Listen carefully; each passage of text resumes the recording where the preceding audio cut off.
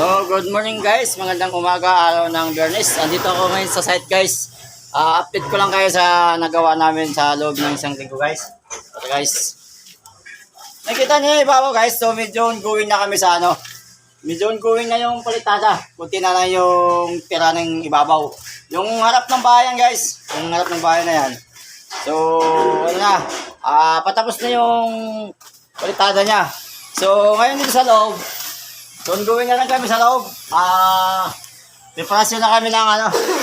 Preparasyon na kami ng kisame. So, yung loob dito, nag-umpisa na lang kami naglagay ng ano. Naglagay ng pistilyahin ng kisame. So, yung pader namin medyo malinis na.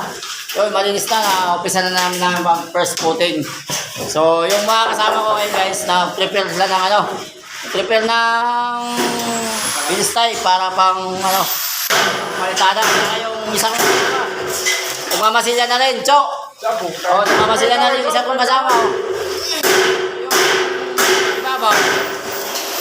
Gawin yan, medyo maingay. Kasi mabakas kami ng ano, tugtungan sa taas. Pero yung ground ko namin, nag-uwi na kami sa ano, sa kisame. Yung kasama ko, nag-installasyon na ng hanger beam sa ano, sa kisame. So, akit tayo sa, ano, dito sa loob ng CR. So, okay na rin. Yung nakita nung una, wala pa, nakatiwangwang pa siya. So, ngayon, okay na. May palitada na. So buo na siya palitada. Palitada na lang ang ulang. So, dito, ongoing na rin yung ano, mga ilang araw na lang, siguro, Martes. Prepare ko na rin yung tiles dito sa ano, sa lababo. So, mapapakas ko yung tiles tapos ipuprepare ko yung lababo.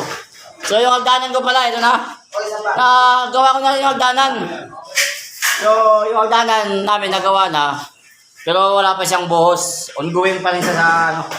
Baka itong araw bubuhusan to ngayon. So tara tayo sa taas guys. Pakita ko sa iyo yung ano, yung nagawa namin sa taas. So yung hagdanan namin. Wala pa ito ano. Ayan, may step na ako. May step na nilagay. So, may kulang pa kasi may mga wala pang mga papatibay ito. Step pa lang yung nilagay. So, lalagyan pa ulit siya ng bakal.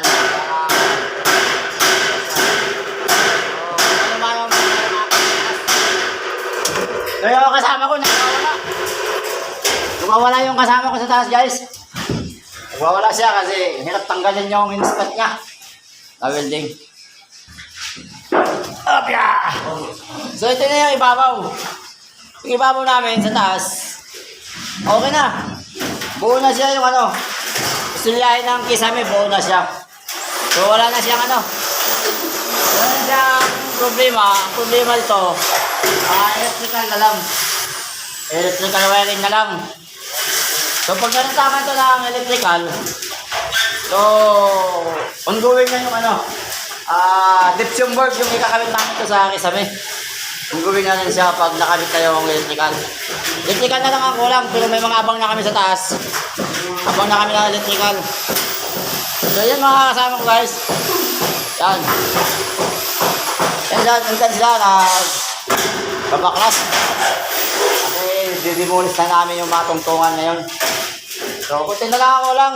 Nakakabit na rin kami ng ano. Nakakabit na rin kami ng kabit na rin, natapos na rin yung kantuan ng bintana. So, kunting ano na lang to. Kunting ilamos na lang to ng ano, stick ko, paputi na rin siya lahat.